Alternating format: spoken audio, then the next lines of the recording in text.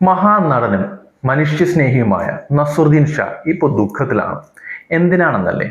മുംബൈ സർവകലാശാല അധികൃതർ അദ്ദേഹത്തോട് കാണിച്ച അപമാനകരമായ പ്രവൃത്തിയുടെ പേരിലാണ് അദ്ദേഹം ദുഃഖിതനായിരിക്കുന്നത്. മുംബൈ സർവകലാശാലയിൽ ജഷ്നെ ഉറുദു എന്നൊരു പരിപാടി സംഘടിപ്പിക്കുകയും അതിലേക്ക് നസറുദ്ദീൻ ഷായെ വിളിക്കുകയും ചെയ്തു. പക്ഷേ 12 മണിക്കൂർ കഴിയുന്നതിന് മുമ്പ് തന്നെ അദ്ദേഹത്തെ വിളിച്ചു പറഞ്ഞു അദ്ദേഹത്തിന്റെ ആവശ്യമില്ല. പക്ഷെ ഇത് മാത്രമാണോ അദ്ദേഹത്തെ ദുഃഖത്തിലാഴ്ത്തിയത്? അതല്ല. തങ്ങൾ വിളിച്ചപ്പോൾ നസറുദ്ദീൻ ഷായ്ക്ക് വരാൻ താല്പര്യമില്ല എന്ന് അദ്ദേഹം പറഞ്ഞുവെന്ന് ഈ അധികൃതർ ആ പരിപാടിക്കിടയിൽ പറയുകയും ചെയ്തു. ഇതാണ് അദ്ദേഹത്തെ ദുഃഖത്തിലാഴ്ത്തിയത്. ജനുവരി 31 വളരെ വൈകിയാണ് അടുത്ത ദിവസം നടക്കേണ്ടിയിരിക്കുന്ന പരിപാടിയിലേക്ക് ഷായുടെ ആവശ്യമില്ല എന്ന് അധികൃതർ അറിയിച്ചത്. 4 പതിറ്റാണ്ടുകളിലേറെയായി വിദ്യാർത്ഥികളുമായി സംവദിക്കുകയും അഭിനയം പഠിപ്പിക്കുകയും ചെയ്ത ഒരാളായ നസറുദ്ദീൻ ഷായ്ക്ക് ഈ ക്ഷണം വെറും ഒരു ഔപചാരികമല്ലായിരുന്നു. യുവതലമുറയുമായി ആശയങ്ങൾ പങ്കിടാനുള്ള അവസരമായിരുന്നു അത്. എന്നാൽ ക്ഷണിച്ചവർ തന്നെ അദ്ദേഹത്തെ അപമാനിച്ചു. പരിപാടിയിൽ നിന്ന് ഒഴിവാക്കിയത് എന്തുകൊണ്ടെന്ന് സംബന്ധിച്ചോ അല്ലെങ്കിൽ ഒരു മാപ്പ് പറച്ചിലോ ഉണ്ടായിട്ടില്ല എന്ന് ഇന്ത്യൻ എക്സ്പ്രസിൽ എഴുതിയ ഒരു ലേഖനത്തിൽ ഷാ പറയുന്നുണ്ട്. ഒരു കലാകാരന്റെ അഭാവം പോലും സത്യസന്ധമായി വിശദീകരിക്കാൻ തയ്യാറാകാത്ത വിദ്യാഭ്യാസ സ്ഥാപനത്തിന്റെ സമീപനം അപമാനത്തിന് മേലുള്ള അപമാനമായി കാണാനേ നസറുദ്ദീൻ ഷായ്ക്ക് കഴിയുന്നുള്ളൂ. തന്നെ ഒഴിവാക്കിയതിന്റെ പിന്നിൽ തന്റെ രാഷ്ട്രീയ നിലപാടുകളാണോ എന്ന സംശയം നസറുദ്ദീൻ ഷായ്ക്കുണ്ട്.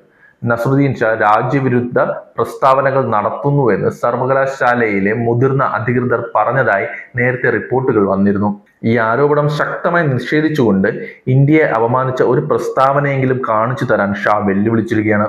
തന്റെ വിമർശനം രാജ്യത്തോടല്ല അധികാരത്തിൽ ഇരിക്കുന്ന ആൾക്കാരോടാണെന്ന് ഷാ വീണ്ടും ഊന്നി പറയുന്നുണ്ട്. സ്വയം വിശ്വഗുരു എന്ന് വിശേഷിപ്പിക്കപ്പെടുന്ന നേതാവിനെ താൻ ഒരിക്കലും പുകഴ്ത്തിയിട്ടില്ല എന്ന് ഷാ തുറന്നു പറഞ്ഞു കഴിഞ്ഞു.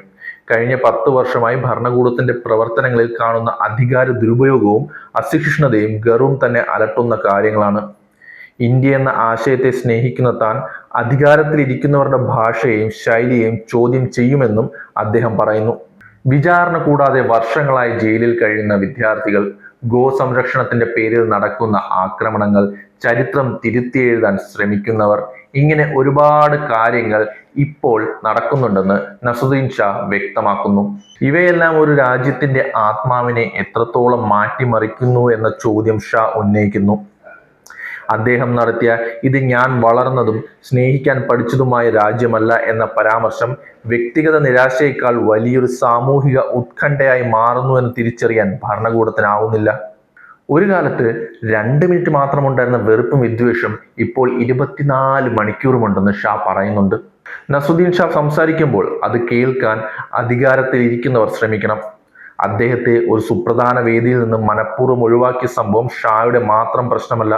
അത് അഭിപ്രായ സ്വാതന്ത്ര്യത്തിന്റെയും വിദ്യാഭ്യാസ സ്ഥാപനങ്ങളുടെ ധാർമ്മികതയുടെയും ചോദ്യമായി മാറുന്നു എന്ന് മനസ്സിലാക്കേണ്ടതുണ്ട്. നസറുദ്ദീൻ ഷായുടെ വേദന അദ്ദേഹത്തിന്റെ മാത്രമല്ല, ഒരു കാലഘട്ടത്തിന്റെ ആത്മപരിശോധനയ്ക്കുള്ള സമയം കൂടിയാണ്.